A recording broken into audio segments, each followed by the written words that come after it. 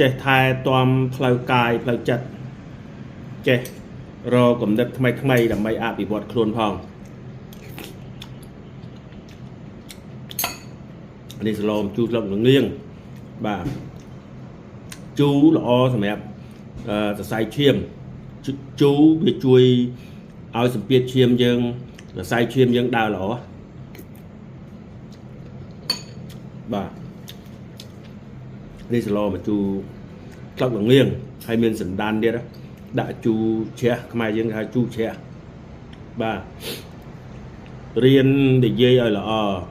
ប្រើពាក្យពេចន៍កុំឲ្យយល់នៃខុសបាទអូបដៅនិយាយបដៅខ្មែរយើងក៏បដៅដែរពេលហូបកុំឲ្យនិយាយគ្នាខ្លាចយកចាយទាំងមាត់ចាយសម្លៃបាយសឡអីចឹងណាចូលចានប៉ុន្តែយើងហូបម្នាក់ឯងអត់អីទេដើម្បីអភិវឌ្ឍខ្លួន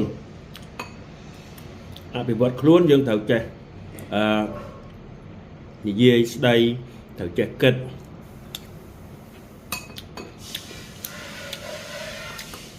យ៉ាងណាសម័យយ៉ាងណាបាទបានលទ្ធផលយ៉ាងហ្នឹងបាទរស់នៅត្រូវនៅក្នុងតថភាពជាក់ស្ដែង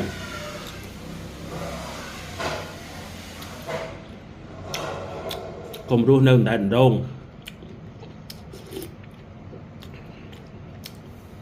កុំរស់នៅបែបតែដងណាបាទហើយខ្ទឹមសនេះល្អនេះបាទយើងដាក់ចូលទៅល្អ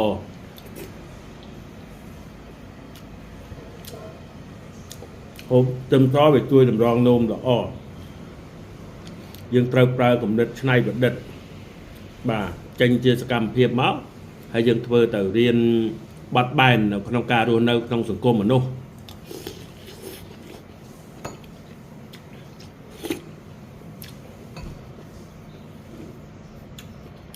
ពេលខ្លះយើងយកច្បាប់ធម្មជាតិយកមកដាក់ខ្លួនយកច្បាប់ធម្មជាតិយកមកដាក់ខ្លួនណាយើងមើលសត្វទូចដែលហ៊ានមួយសត្វធំអត់ទេអត់ហ៊ានទេបាទឆ្លុះអត់ដែលហ៊ានជាមួយតោជាមួយខ្លាជាមួយសត្វកែតចកទេបាទអញ្ចឹងណាអញ្ចឹងពេលខ្លះយើងត្រូវសម្របខ្លួនយើងបែបធម្មជាតិបែបច្បាប់ធម្មជាតិពេលខ្លះសម្របខ្លួនបែបសង្គមបាទមនុស្ស